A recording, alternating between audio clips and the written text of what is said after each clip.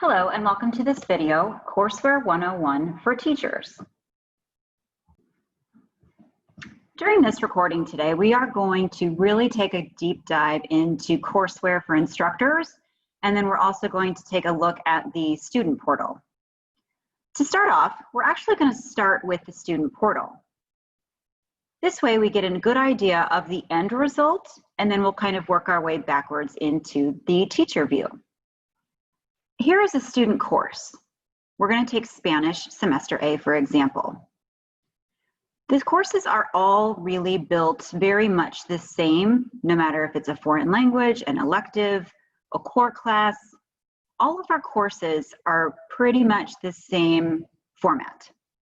They all have the student orientation and a syllabus, and then they are built into units, and then they have an end of the semester test.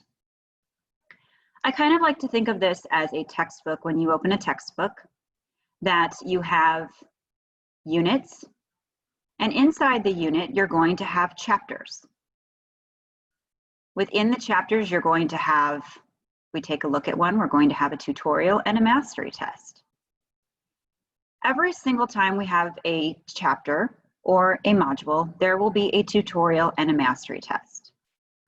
If we really take a look at Unit 1, we're going to have a pre-test, we're going to have a post-test. There's going to be a discussion question most of the time, and there's going to be a unit activity most of the time. I like to speak in general terms as we're giving an overview of courseware, but most of our courses, again, the units are divided into a pre-test, a post-test, possibly we'll have a discussion question, possibly, most likely we'll have a unit activity, and then they have the modules in between. Modules, again, are what I like to call chapters. So now that we understand the courses and kind of, we're going to come back to a student view and really take a deeper dive, but understanding that we have units and we have chapters and we have discussion questions, taking a little bit one more peek before we go into the teacher portal, the discussion question and the unit activity, they're sometimes called a course activity. These two items are the only items that a teacher needs to grade. Everything else in the chapters are computer graded, along with the pre-test, the post-test, and the end of the semester test. So again, as an instructor, you would be responsible for grading the discussion question and the unit activity. In Chapter 2, the discussion question and the unit activity. Everything else is self-paced, self-monitored, and graded by the computer.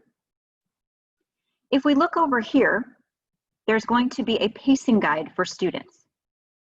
It's going to help them keep on track from when the semester starts to when the semester ends.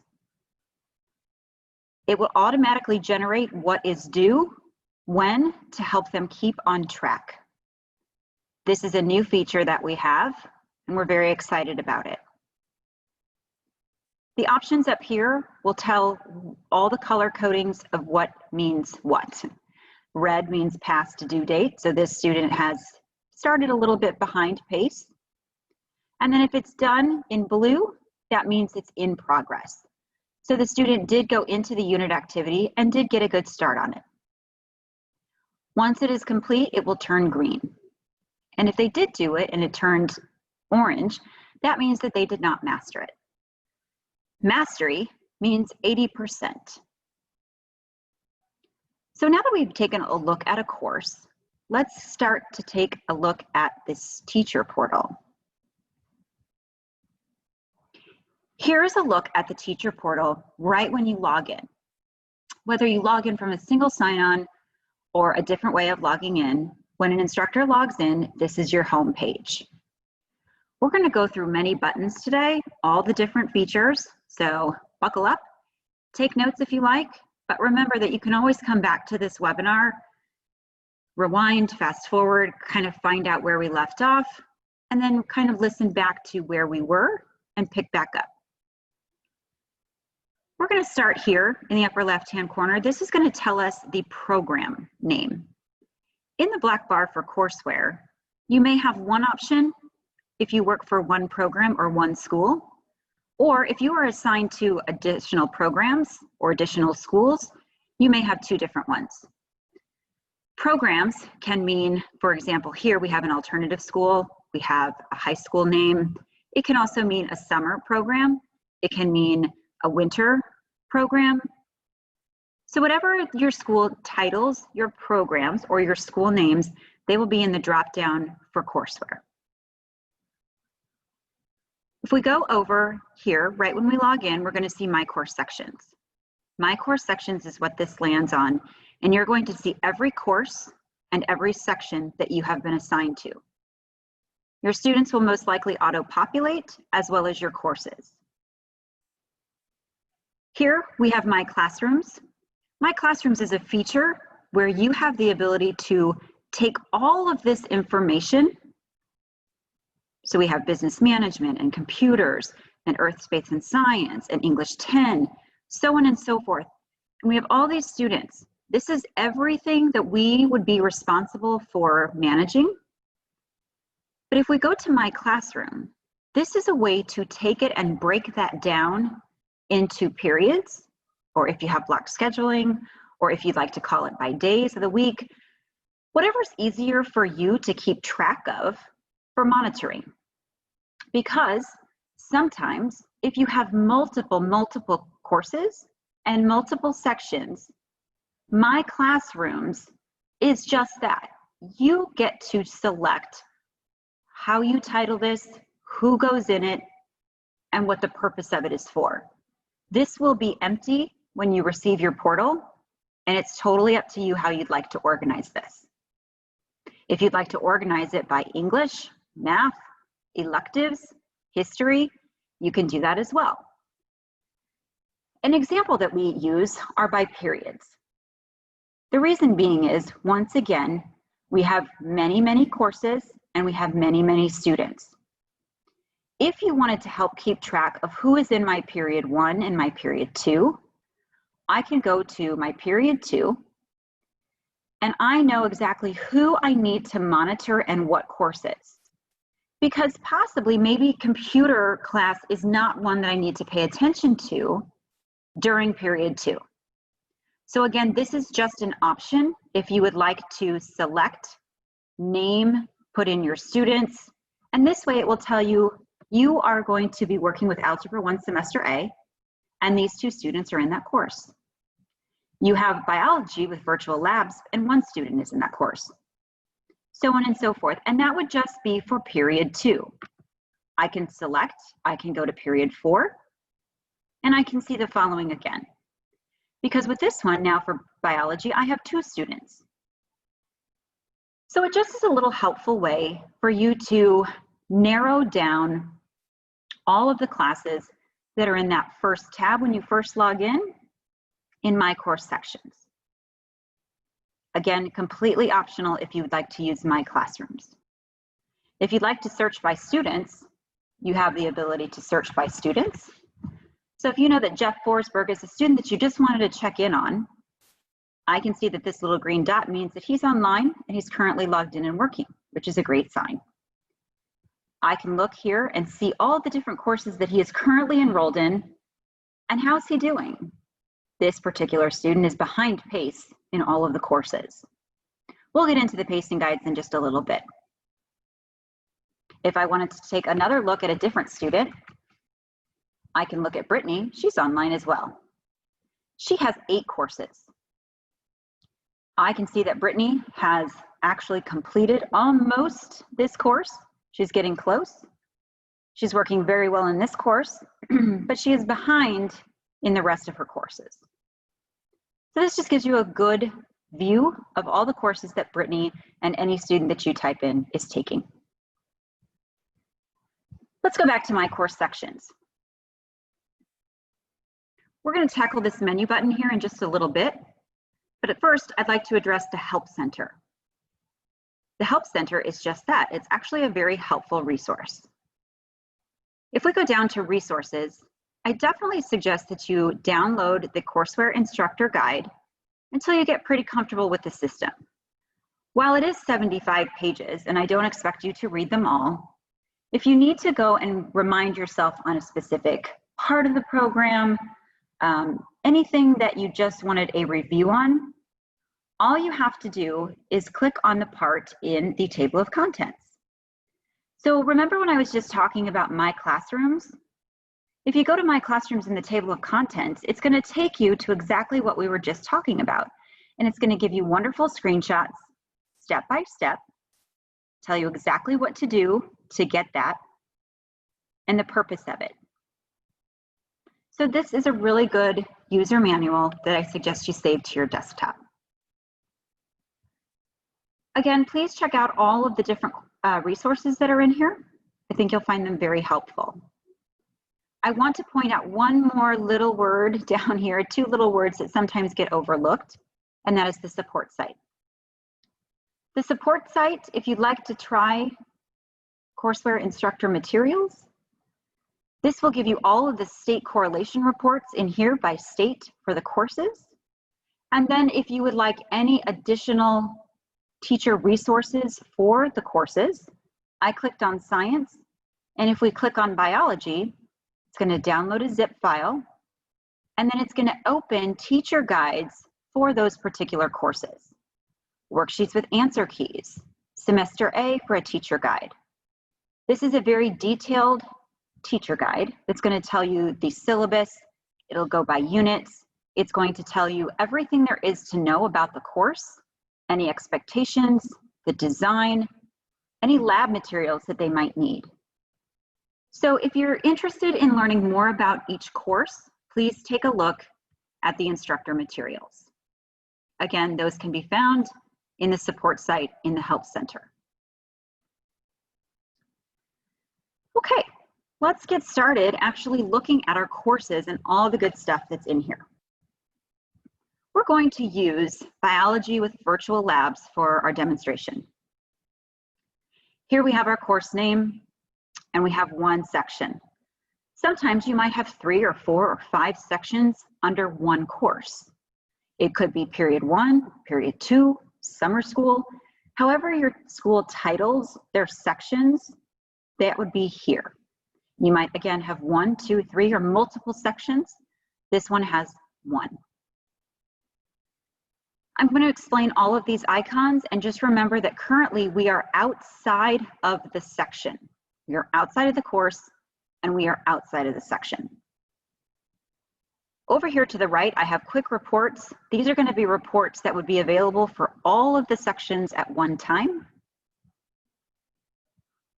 If I click this button, this is a new section. If I needed to add an additional section of students, I can put them in here.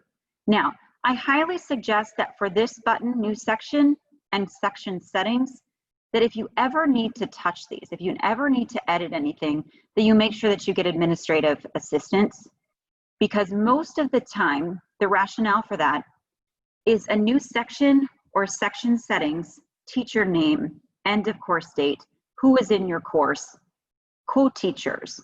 Those are typically created on the back end with your student information system, your single sign-on such as Clever or ClassLink. So most of the time, all of that stuff is set up for you where we would not want to add anything manually. Just a little tip. Make sure that if you did want to add something manually, that that's appropriate and it's not going to offset any technical things that happen on the back end. What do we have down here? For just this particular section, we again have quick reports, the same as here, 4 to choose from. I can go into my gradebook just for this course, just for this section. I can look at the curriculum just for this section. It's actually just for this course. It's the same curriculum, but there are curriculum settings that I can change for just this section. Mr. Hall, semester A. And then again, section settings, I don't recommend really editing this unless you talk to your administration and your IT department. But again, I wanted to point out that these two icons here, gradebook and curriculum, we're going to see that in another area right when we open up and go inside the section. We are outside the section And now let's go inside the section. Before I do that, I can see just a glimpse. How many students do I have? 4 that are behind, 3 that are ahead. 1 student has an assignment that's locked, and 1 student has turned in something that I need to grade.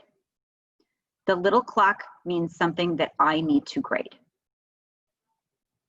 Going back up here into the right, I didn't mention this one, My Active Tasks.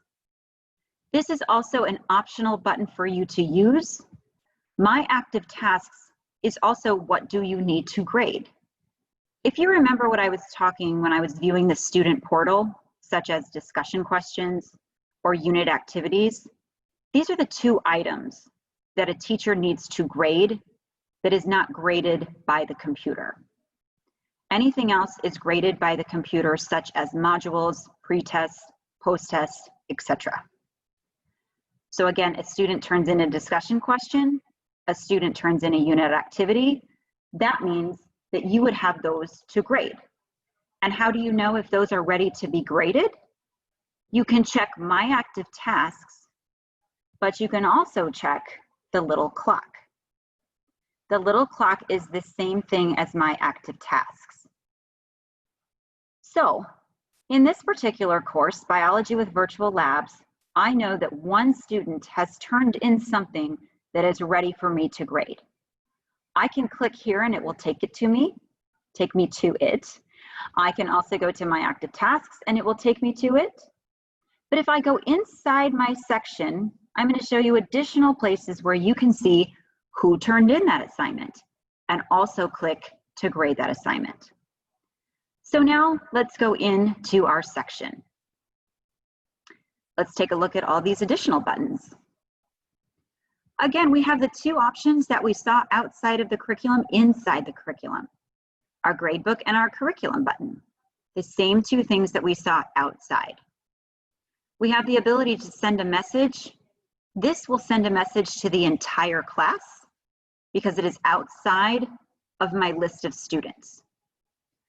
So try to keep in mind that anything that is outside of a list of students, it's going to be able to send a message to all of them.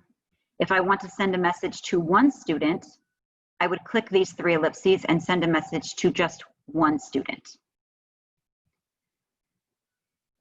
Adding students and section settings, again, I would probably stay away from unless you know that that is something that is allowed in your school, in your district, and is done manually without an SIS or a single sign-on. Here I can see the students that are in my course. I have 7. Again, we can see who's on pace, off pace, that 1 assignment that is locked, and the 1 assignment that is ready to score. So who had an assignment that was ready to score for me? It looks like it's Brittany. I can click here, I can click here, I can click outside of the assignment in active tasks. Anywhere I see this clock, I can grade those assignments. So as an instructor, it is pretty important that you keep up on these assignments because it does help with the student's pacing guide. If you get behind on grading their assignments, then this is going to look much more behind than it actually is. So let's take a look at actually grading an assignment. I'm going to click on the clock as an instructor, and this is a discussion question. So remember, we had the discussion questions, or we had a unit activity. This is a discussion question, and it's going to take me right to it to score. It's very user-friendly, and it tells me that it's ready to score, so I click on Score Activity. This was the discussion topic. I would see the sample response right here. I could actually comment. I could show other students' comments. And the only other students that could comment are the students that are in this section. I would then give points 0 to 100, and I can save. If I wanted to switch between students, I could also do that here. So again, just keep in mind that you have assignments that you do need to grade, and whenever you see the clock, that means that you need to grade them. Now, every time that you are given a new course, a new section, the very first thing that I always suggest instructors do is to click on the section, open it up. Sorry about that. Kicked me out here for a minute. Let's log back in. The first thing that you're going to do when you get your course, get your section, is to log in, and then you're going to hit the curriculum button.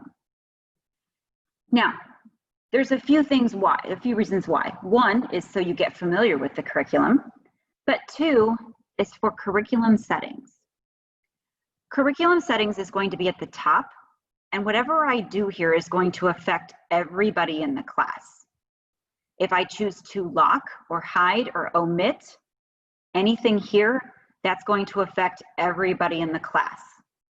So again, curriculum settings, it's really just doing just that. As a tip for best practices, we always suggest that you lock all post-tests and you lock all end of semester tests. To make sure that that was actually done, I can go down and I can see that post-test is locked, the other post-test, and end of semester test. So that's great. I have locked those assignments. Discussion questions, we know what those are, right? This is what you grade. Anything else that is teacher graded, such as course or unit activities, would be here. Mastery tests, pre-tests. Those are something that would be completely up to you if you wanted to lock, hide, or omit. Lock means, let's kind of go over the descriptions of each of these. Lock means if I lock the discussion question, it's just like locking a post-test or an end of semester test. If I lock, I am going to have to unlock it once the student comes upon it. They're going to ask me to unlock it because they are ready to take it, ready to do the discussion question. So the student does see it, but they can see that it is locked. If I hide anything, the student is not going to be able to see that assignment. It's not going to be visible to them. But something to keep in mind is that if you hide it from this student, it is still going to show up in your gradebook. So when I show you the gradebook in a little bit, if you hid something, you're still going to have to put in a grade in the gradebook, or the gradebook will count it as a 0. If you choose to omit something, that will be a 0. It will not be a 0. If you choose to omit it, it will not be a 0 and it will not be a 100%. It just doesn't exist, which is fantastic. So no 0, no 100, it just does not exist.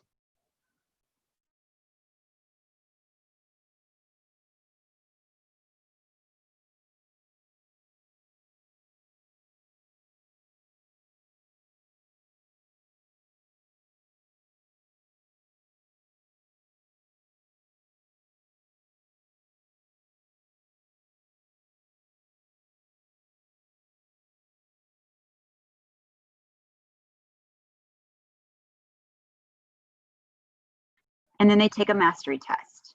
Lesson and a mastery test. Tutorial, what do we call it, and a mastery test.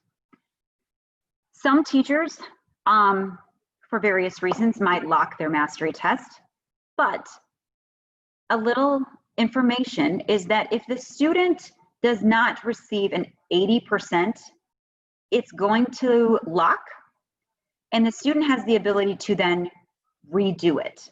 They have the ability to redo any of it, even if they got an 80%.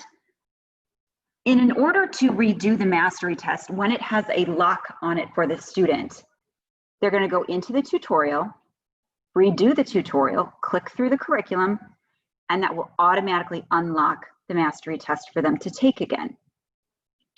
So if they would ask you, can you please unlock my mastery test? The instructor would say, how about you go back through the tutorial, take your time, reread the material, and then take your test again. So this is the only thing, the mastery test, that unlocking actually works on its own. You as the teacher do need to unlock anything else that you have locked.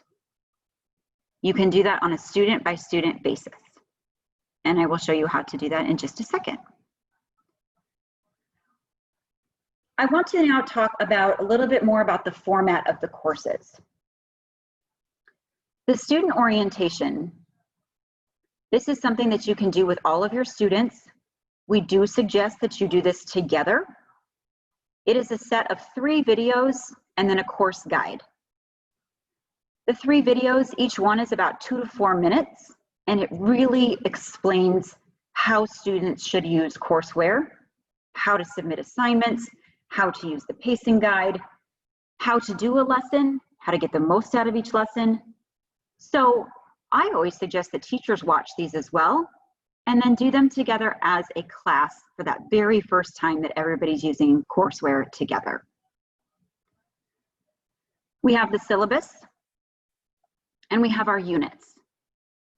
The pretest is an option that teachers can use as well. Pretest is up here.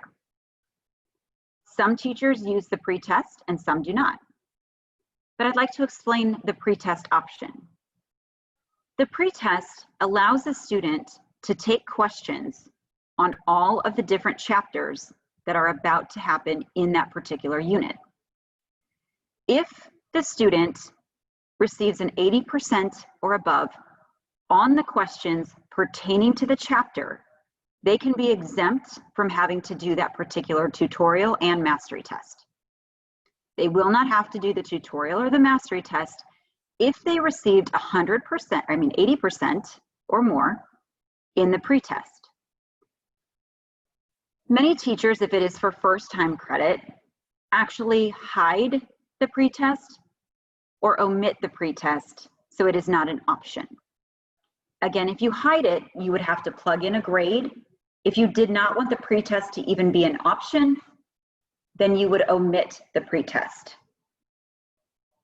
Again, the pretest allows students to be exempt from certain activities and tutorials if they do get 100 or 80% or better.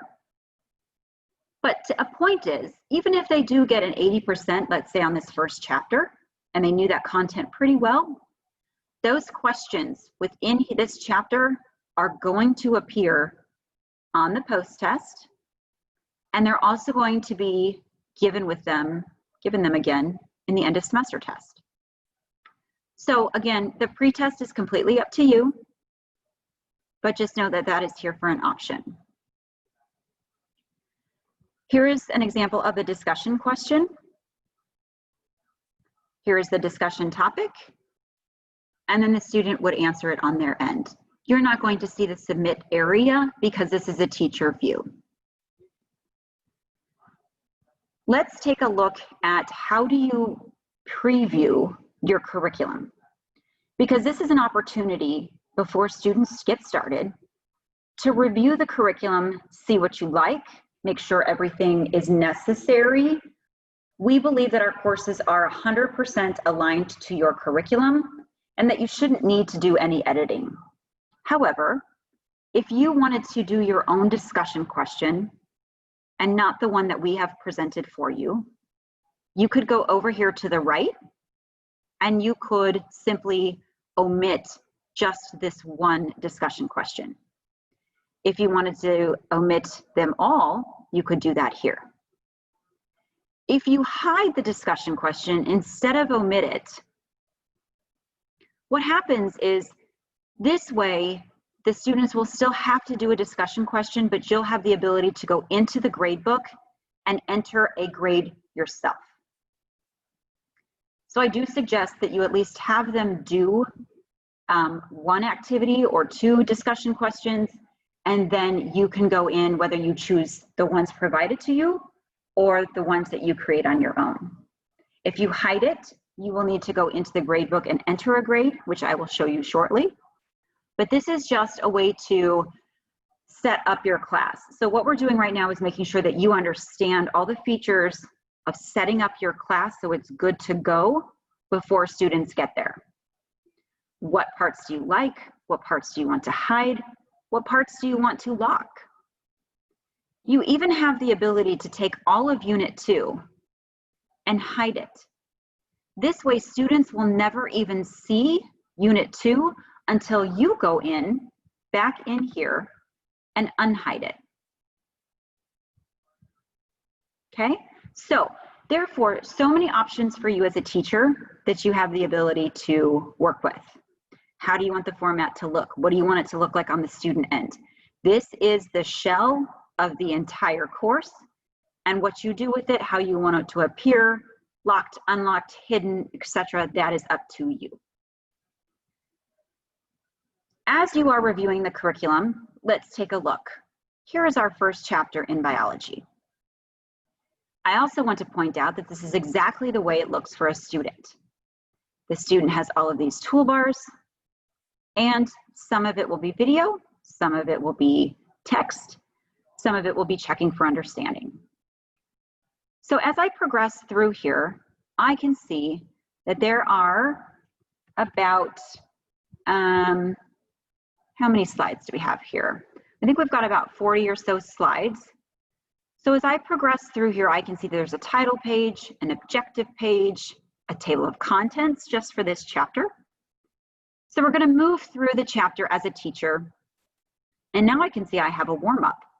The students are going to be given a warm-up question before they even get their content. That's great. This is a program where you're not teaching, but the computer is teaching the student. We're doing the checking for understanding. We're doing these warm-up questions. These will come into the curriculum every now and then, but remember they're computer graded. I can see that this is the answer key. If I were a student and it was unanswered, and if I answered this, it would tell me if I was right or wrong. Incorrect, try again. So I will hit try again. And if I hit this one and hit submit, incorrect. Select show correct answers to continue. It's going to then select the correct answer for them and give an explanation. So the student will proceed through the curriculum. They're going to have a couple questions, a video for an introduction, and then we're going to get into the content. I'd like to present to you over here the side that is also for the students. This is a really good toolbar for students, for all students, whether they are general ed, gifted, special ed, for any disability that there is. And I just think that they're really great tools. So let's talk about, I should clarify, it's not any disability. It's if they are a struggling reader, or if they would like things read to them, or if they would like things translated to them. So let's go over the toolbar here on our left. As the students get into reading, let's point out the features. In the Resources tab, we have something called Guided Notes for all of our core classes. This is a really top and important feature for all students and teachers. We call these guided notes, they are editable PDFs. They move in the direction of the tutorial. So as the student progresses through these notes, they're progressing along with the tutorial at the same time. These guided notes should be used because often students don't know exactly what to take notes on. So we help and give them, again, that guided note option. They can save them to their desktop, they can save them to their USB, they can save them to wherever they save documents. We have a glossary. This would be a glossary of terms that are available and relatable to that particular course.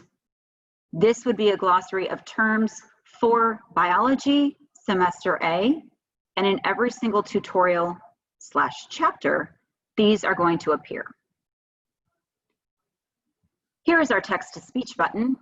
You have two different options, one that will just read it to them automatically. Another one is click to speak.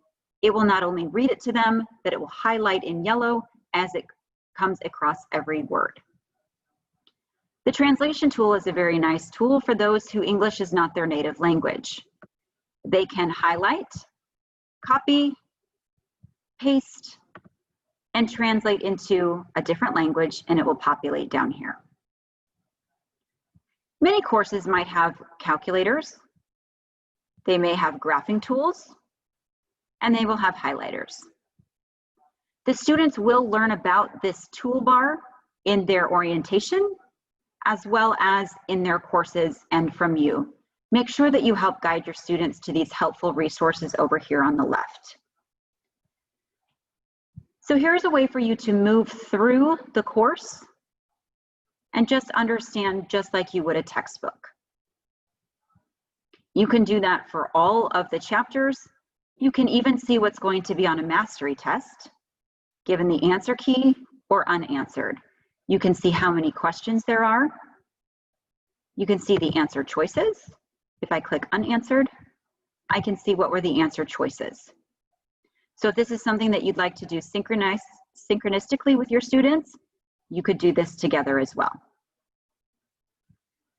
Students also have options up here in the toolbar as they're taking a quiz or a test. They can do the click to speak button, hit play, and it will read it to them. They have highlighters, and they have to clear all their highlighting. All right, so we are moving through these courses. If you'd like to take a look at a unit activity, this is exactly what it looks like for a student. You're going to look at this particular unit activity, which is of 6 slides. It's going to give you the title, the objective, an introduction, and then it's going to tell you how they will be graded. This then is how you will also grade them. You will need to make sure that you understand the rubric so that when they submit their assignment, you follow the same rubric, because this is a way for them to understand how they will be evaluated. Part of it is completing with a task, answering these questions, and then they can submit for grading. Sometimes they will have a different type of assignment, which is a recorded audio, and they will do that on the side. It's very self-explanatory, but I just wanted to point that out. So again, you'll get very familiar with your course. You'll understand what you want to hide, omit, delete, lock, etc. And then once you're all good with your course curriculum settings, that was a lot. You're going to go back to your course here, and you're going to see all the students that are now enrolled into your course. So now we're going to talk about anything that I want to alter per student. Because what we did in the curriculum button made an edit for the entire course. So now if I'm just speaking about Brittany, this particular student, I can click on Brittany's name. I can look at the work she's done, which we're going to talk about that.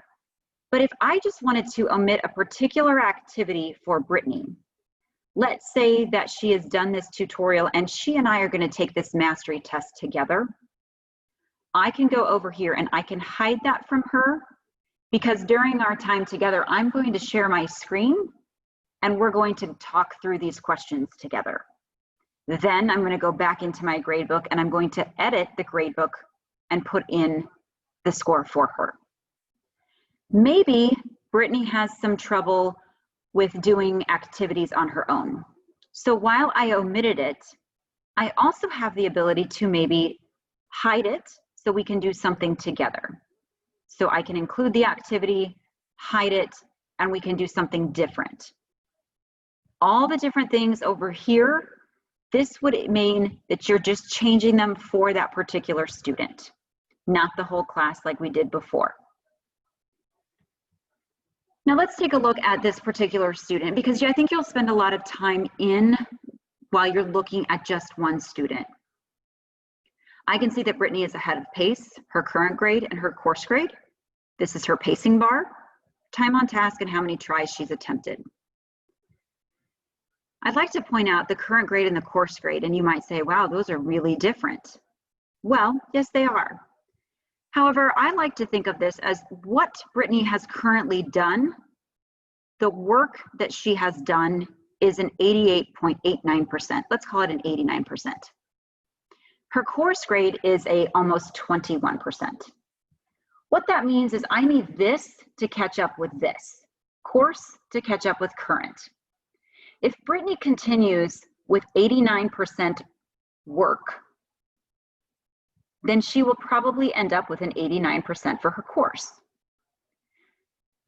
We can see if we hover over this pacing bar that she has completed 15 out of 25 activities. So in other words, those 10 activities that she has not yet completed, those are all zeros in the gradebook. So everything that she has not quite finished, all of this material down here is a 0 in the gradebook until the student comes in and completes it.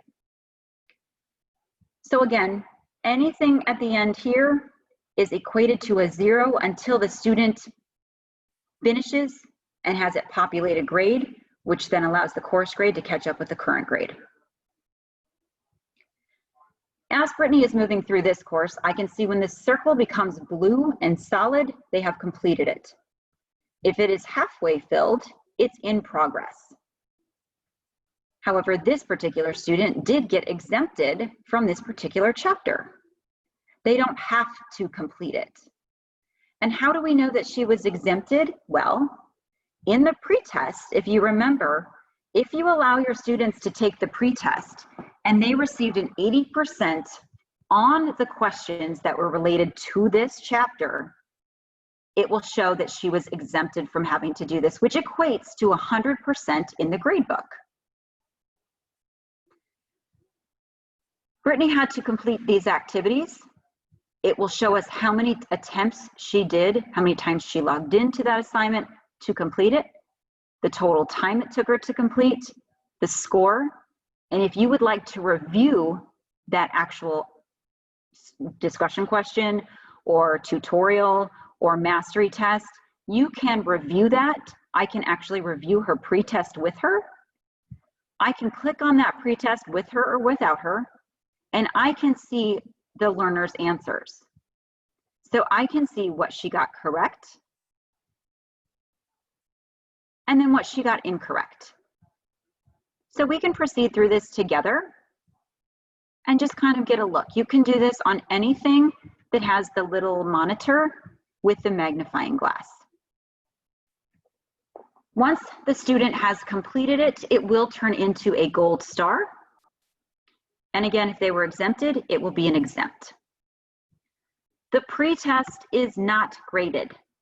Even in the gradebook, even if you allow them to do it, no matter if they get a 65, a 45, a 20, 100, that score does not get counted in the gradebook. Pretest only does not get counted. Okay. All right, let's give an example of this locked feature for this particular mastery test. This locked, it locked here, and it even locked here on the post test. Once a student is complete with a test, it's going to lock. The computer is going to automatically lock it. If the student is not happy with this 80%, with a 60%, with whatever grade they received, the student goes back through the tutorial. When they are finished, it will unlock on its own. That is only for the mastery test. Only for the mastery test. And if you remember, limit attempts to unlock mastery test under our curriculum settings, you can set this. Do you want them to be able to take that mastery test as many times as they want? Any of these mastery tests? Or do you want to set it for a particular amount of numbers? Maybe 3 attempts. So that's something that you can do as well. So Brittany's going to proceed through this course, and eventually she's going to finish. So again, anytime you need to do something for a particular student, edit the curriculum, it's going to be these 3 buttons over here. And if you need to do it for the entire course, it's going to be in the curriculum settings. A couple other things for this particular student in this view. If I want to see the weekly progress, I can quickly click on weekly progress. I can see what she has done for this particular week.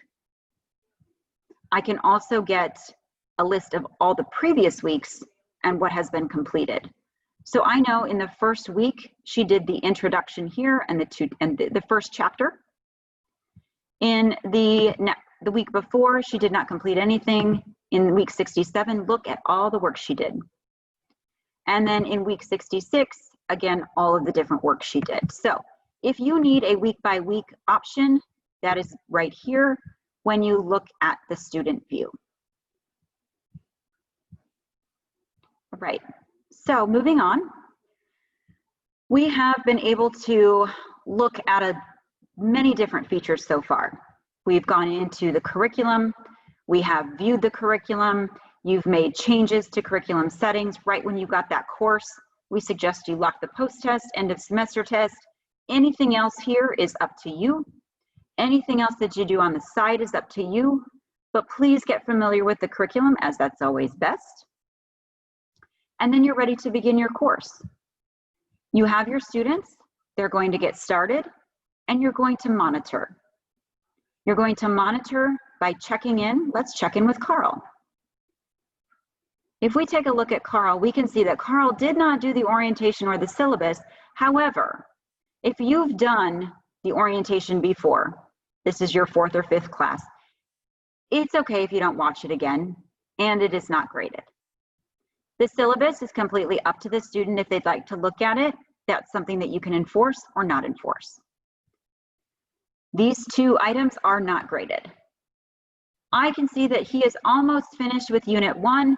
He's working through it. The pretest was not an option, so they did not take it. Most likely it was not an option. And so the discussion question was complete, and now he's working his way through these options. Through the course. The student is working his way through the course. If I wanted to make sure that I sent any particular message to the student, I can go down up to the top and I can send a message just to that student. Up here, send a quick message. If I wanted to go to my gradebook, here's another option of going to my gradebook. But we're going to take a look at the gradebook in a different place. I just wanted to point out all the different locations that things are often you can find them in multiple places. I can find my gradebook in multiple places. I can send a message from many places. I can find the help center from many places, etc. Now, we haven't really talked about the gradebook. So many times I have talked about you can hide things, you can omit things, you can lock things. If you omit them, it's going to have a pink slash through the activity, whether you do it for everyone in the class or whether you do it for only one student. This legend up here in the upper left-hand corner will let you know what you did to your curriculum settings, or for just one student to help you remember what edits you made. If I go in here and I make a change to a grade, let's say this particular mastery test. If we decided that this particular student and I went over it again and they actually received a 90%, I can edit the grade. And you notice that I can actually drop the score completely if I want to drop the score, and it will turn pink. That means it will not count positively or negatively, it just did not exist for this student. Anytime I change a grade, the altered score will have a gray circle around it. If they were exempted from a chapter because of the pretest where they received 100% and 80%, which equates to 100%, I'm going to be able to see all those little E's right here. So again, the E equates to 100%. When you're moving through this, you're going to the grades automatically populate unless, again, you hid this particular discussion question and you're going to do it together. Let's say you hid this discussion question on heredity because you wanted to do your own, but you're going to go in here and you are now going to populate grades for every student based on the effort that you received. And so therefore you can just go in and edit this gradebook. You have a lot of control in this gradebook, so make sure that you do it correctly, ethically, and all that good stuff. Over to the far right, we usually suggest that you add in optional activities such as notes and participation, because notes and participation are a really big part of, number one, any class, but two, specifically distance learning, as they are getting accustomed to it. They're working a lot independently, and those guided notes are really a good thing to show you, to demonstrate to you that they have gone through the tutorials, they have taken notes. And if you allow, it's completely up to you, but if you allow those notes on tests, on the end of the semester test, it's completely up to you. But notes and participation, that is an additional score if you would like to have that be a part of the grade. Or if you just want it in here as a reminder to you, so let's say it's parent conferences or you need a discussion with somebody, you can say, you know what, they did not take notes at all, or they did take notes. I would like to point out a few of the options up here. Reports, this is where you can pull reports for the students that are in the course and or who have left the course. These will be group based on all of the students here, or as you can see, include dropped or deactivated learners. So if you had a student in this section who left, and I ran this report, anything that they had previously done will show up. An example where we use this report often is a student took biology with virtual labs semester A last summer in summer school, but they didn't finish, but they did complete some work. If I run this report, I'm going to be able to see what students, if Mandy was one of those students, I can see what did she do. Okay, well, she did this discussion question, she did this unit activity, she did this discussion question. So at least it gives me something that I can go back in and populate once she gets that new section with me. That's an option that you can go in and you can see what did they, even though she's a current student, let's pretend she's not. You can go in and then once you get a new grade book with new students, you can go in and you can find the grades that she has done in the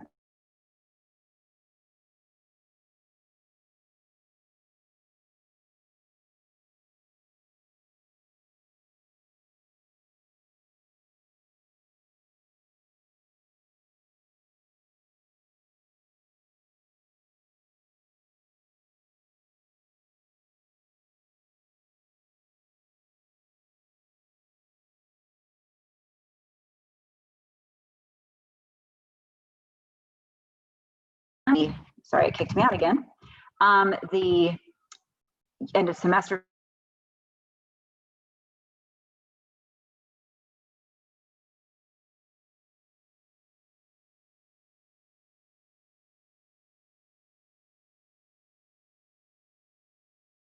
Guys, we're getting back into our course. Here we go. Again, this is a demo course that will not happen to you, but sometimes when we have a lot of hands in it, that's what happens. So again, let's enter our course. Let's go back to the gradebook. Just finish up here in the gradebook. Anything that are group reports would be here.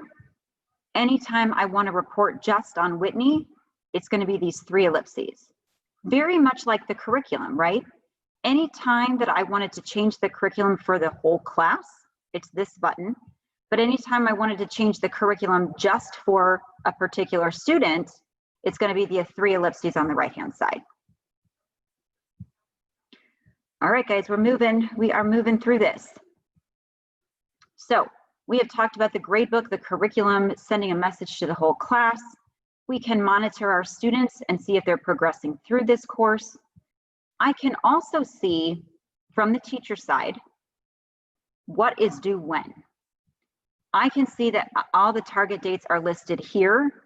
And as a student, they have the target dates listed here as well. Those will match up. So you know that if you are speaking with Brittany's parents, or you go in here and you have a one-on-one with this student, you'll know that even if you don't look at your particular course and you pull up her work, if this was not done, if this was not done, you can see that they would be behind or ahead of pace. So this gives you the pacing guide, the target date on your end as well. All right, so we have taken a look at most everything that we need to. Do not forget that we need to grade anything that comes in with the little clock. The little clock means it's time for you to grade. This particular student has something locked that they need for you to unlock. So let's take a look at Carl. What would you need to unlock? And it's giving you a signal to unlock. Well, if they wanted these unlocked, I guess this post-test, they really need you to unlock that. But I would suggest that you ask Carl, what is it that you would like me to unlock, Carl? Because he's really ready for this post-test here, and then he's ready for his end of the semester test. If he was asking you about this post-test here, you would come over here, you would unlock, and he would be ready to go.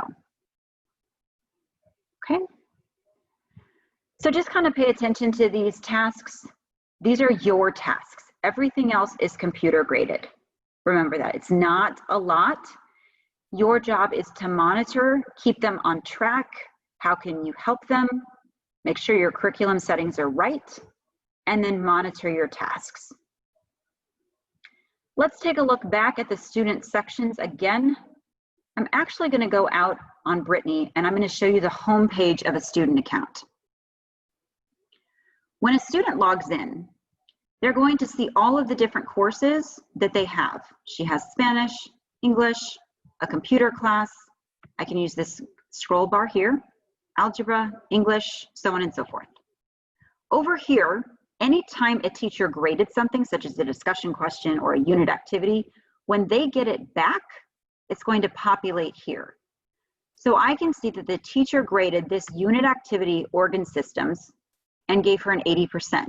If she would like to know more, she can see what she actually sent in. Was there any comments by the teacher? And so she can review that.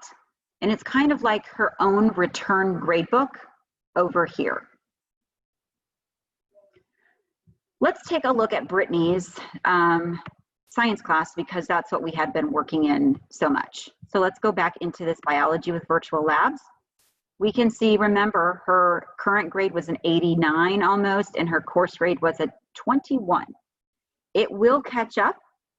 Brittany, this is the student view. They have the ability to see how many things they have left, if they're ahead of pace. When does this end? Their course title. If they select new activity, it's going to take them from exactly where they left off. If they click all activities, this is going to show them the view that will show them what has been completed, what's not started, in progress, so on and so forth. Here, the student can also see this taskbar, current grade, and they can also view this progress report. This progress report is going to be a print-off, which is exactly a progress report of the print-off of the course. Everything that they needed to do, completed or not, if it was omitted, how many tries, time on task, and their score. So when a parent asks over the child's shoulder, let's say, or if they're at home together or anywhere, and the student and the parent asks, the guardian asks, can you show me a progress report for this class? The student can just click on View Progress Report. This student knows that they have completed the orientation and the syllabus because it is green. They're working through Unit 1 and it is completed. Everything is green. They are now on to Unit 2. We can see that something is a little bit behind date here because it is past target. The student can even sort and click on anything that is past target and it will appear here. Multiple, one, however many things are past due. Anything that they haven't started will appear here. So all of Unit 3 and the post and the end of semester test. If they were working on some things, but they just didn't finish, they can click on In Progress and it will just show, because this blue, this blue half circle, that means it's halfway completed. So if she knows that she needs to finish that discussion question, She can click on that. She can open this up. She can see that, okay, I need to really answer this. I have here's my topic, and I need to give a new response to this, type it in a little bit more in detail because this really wasn't enough, and then I can submit my response. If I submitted this and I am waiting for teachers to grade it, it's still going to be half of a circle. Once the teacher has graded this, it will turn solid blue. So remember, the student may say, I know that I completed this. They can open it up, they can look, they said, yep, I did this. But if the teacher has yet to grade it, it's still going to be a half of a circle. And that would be where the teacher needs to make sure that you keep up on assignments. So this can turn into a full circle and turn into green for the student.